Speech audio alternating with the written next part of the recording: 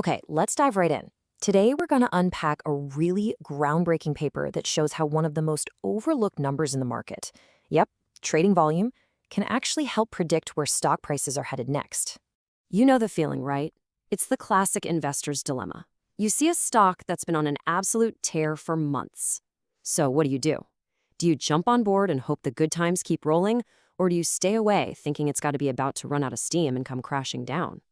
And that dilemma, it gets right to the heart of a huge puzzle in finance. Because on one hand, you've got price momentum, this idea that the market seems to underreact to good news, and past winners just keep on winning. But on the other hand, you see these long-term reversals, where the market eventually overreacts and today's high flyers become tomorrow's cautionary tales. So which one is it? Well, what if the key to solving this whole puzzle, to figuring out if a trend is going to continue or reverse, was hiding in plain sight in a number we all see every day, but let's be honest, we rarely give a second thought to? Yep, that number is trading volume, or what the academics like to call turnover. Now, for most people, it's just a simple measure of liquidity, how easy it is to buy or sell a stock. But the researchers we're looking at today discovered it is so much more than that. And this is the crucial point of their entire study, right here. Lee and Swaminathan argued that trading volume is the missing link. It's the secret bridge that connects these two forces that seem like total opposites, the momentum effect and the eventual reversal back to value. This was their big aha moment. They figured out that volume doesn't just tell you about what's happening now.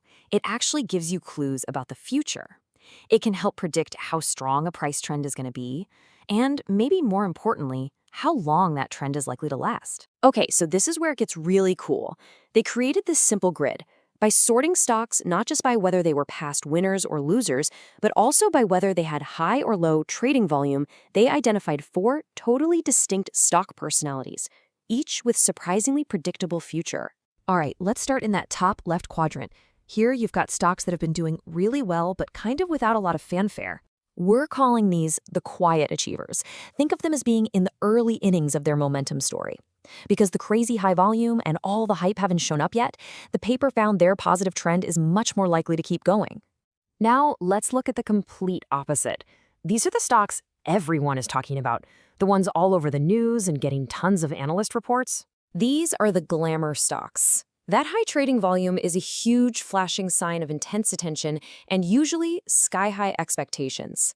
This is a late-stage signal. It suggests the market has probably overreacted, and these are the exact stocks that are most likely to have a sharp and sudden reversal. Okay, moving down to the bottom right. Here we have stocks that have been performing poorly, and believe me, everyone knows it. These are the falling stars. Just picture a former glamour stock that completely failed to deliver on the hype. The high volume here shows that investors are still actively rushing for the exits. This is not the bottom. The research shows this negative momentum is probably going to keep right on going. And finally, we've got the stacks in the bottom left, the ones that have been struggling but pretty much in total obscurity. This is the forgotten value. These stocks have been beaten down, neglected, you name it. The low trading volume tells you the market has basically given up and oversold them. And this is precisely the kind of environment where powerful rebounds are born. All right, so these patterns are fascinating, but the big question is, why do they happen? Well, the researchers dug even deeper, and they found that the answer boils down to one simple thing: how the market consistently gets its expectations wrong. And this slide right here is basically the smoking gun. When they looked at future earnings announcements, they found this stunning pattern. The low-volume stocks, the neglected ones, they consistently delivered positive earnings surprises. The market was way too pessimistic. And the high-volume stocks, the glamour stocks, they consistently delivered negative surprises. The market was way too optimistic.